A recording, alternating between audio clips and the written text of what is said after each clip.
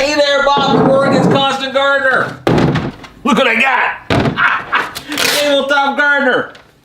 What's a tabletop gardener? It's a portable potting tray, and it's perfect for seedlings, repotting, and transplanting. And why would you get that? No more messy cleanup. Look at this. Cutaway front creates a comfortable working angle. Easy grip handles. Keep soil and fertilizer and water contained. Convenient shelf. Keeps everything within your easy reach. Deep tray eliminates messy work spills. 17 bones, not bad.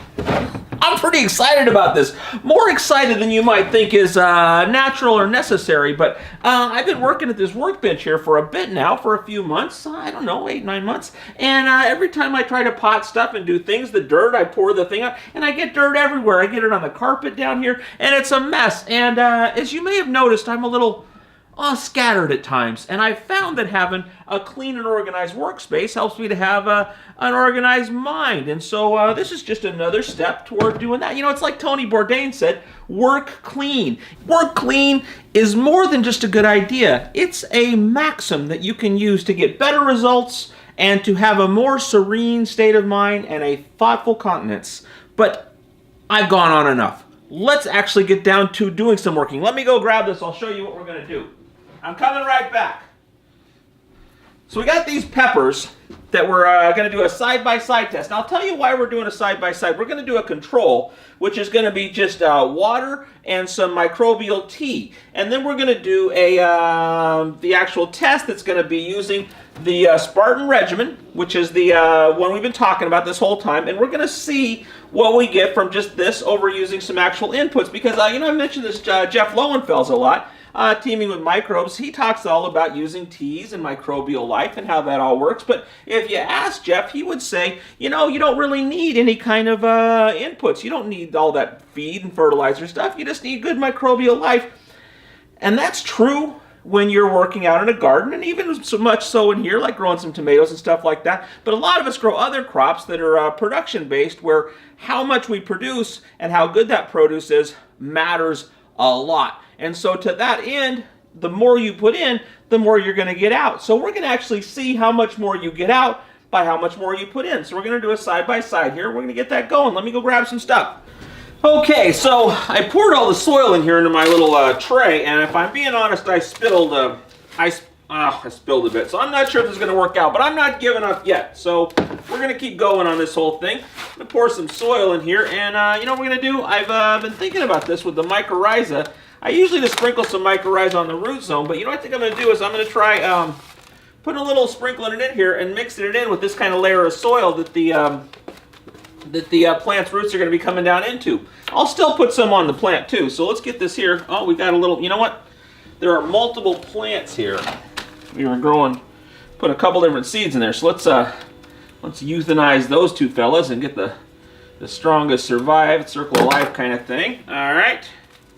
Take this guy out, put some mycorrhiza on the old root zone, and rub that in there. And then get some dirt in here, get him planted up. Now, while I'm doing this, it occurred to me we should probably answer some viewer questions, because we had some questions that kind of stacked up here. Yeah, I'm going to leave him down kind of low in there and kind of bury some of them like that. There we go. Let me get the questions here. So, Captain Kindbud. Captain Kindbud, you're a cool dude. I appreciate all your support of the show. Said you could explain the feed, tea, feed, flush for the folks who don't understand why. So when we did the tea episode, we talked about the feeding schedule. You'd feed, you'd do a tea, you'd feed, and do a flush. And we've talked about feeding, we've talked about teas, and we've talked about flushes, but we haven't really talked about how it all goes together. So what I did is I called Scott Ostrander up from Nectar for the Gods, and I asked him if he could come in. And he said, yeah, he can come in. So he's going to come in tomorrow or the next day and talk to us about what that all means and variations on that and how that all works. So that's one question down. Let's keep going here. You know what? I think I'll put some water on here while I'm doing this. Get this guy watered up and get another one going here. Let's see.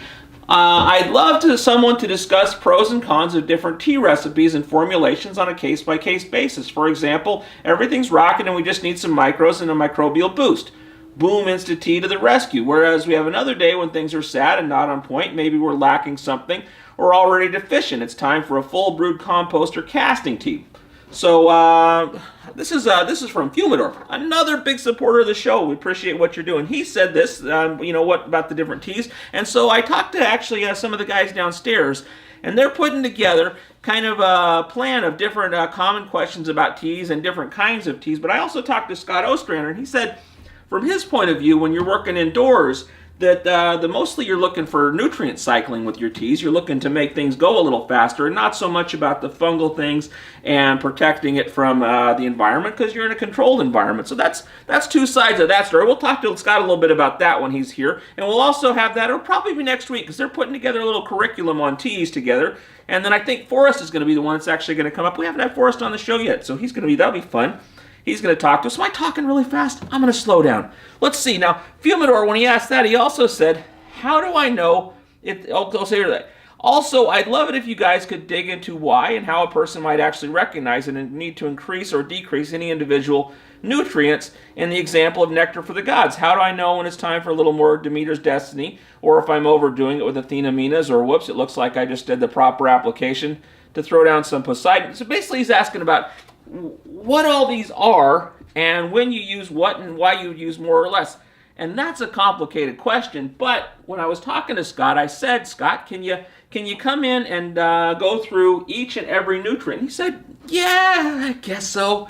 It's a big deal. It's a big, it's a lot to do, but he's going to do it. But I would say that also, we did a Green Room Live with Scott Ostrander, and when we did that, he went through pretty much every nutrient, and maybe not to the level we'd like to have for a video of each one, and describe each one, and he is going to do that, but I'm going to put a link to that video in there so you can check that out for Humidor or anybody else that might be interested in it. So, I'm going to keep going with this, but you don't have to hang around for that. That's more than enough show for one day, isn't it? So that's the show. Oh, yeah, Green Room Live on Friday. Triminator, Gary Fast. He's a buff guy. Gary Fast is a cool dude. He's going to be an interesting thing talking about trimming, but also a fun time. We're going to have some prizes. He said he was giving away a bunch of Triminator goodies, and I'll also kick in some stuff from the store here, so it should be a fun time, and I'm hoping that y'all can come down and check it out, and I can meet you in person. So check out Green Room Live on Friday if you can come, if you're here in town, and we're going to get to all this stuff, and we're going to plant these up. We're going to do a side-by-side and see just how much extra growth we get out of using nutrients over just doing a little tea. So it's going to be fun. We got a lot going on. I'm excited. I hope you are too. I love you, and that's the show for today. For more information about anything on today's show, go to our website, OCGFAM.com. The OCGFAM Show, it's pretty good. It happens every day. It's the OCGFAM Show. See you tomorrow.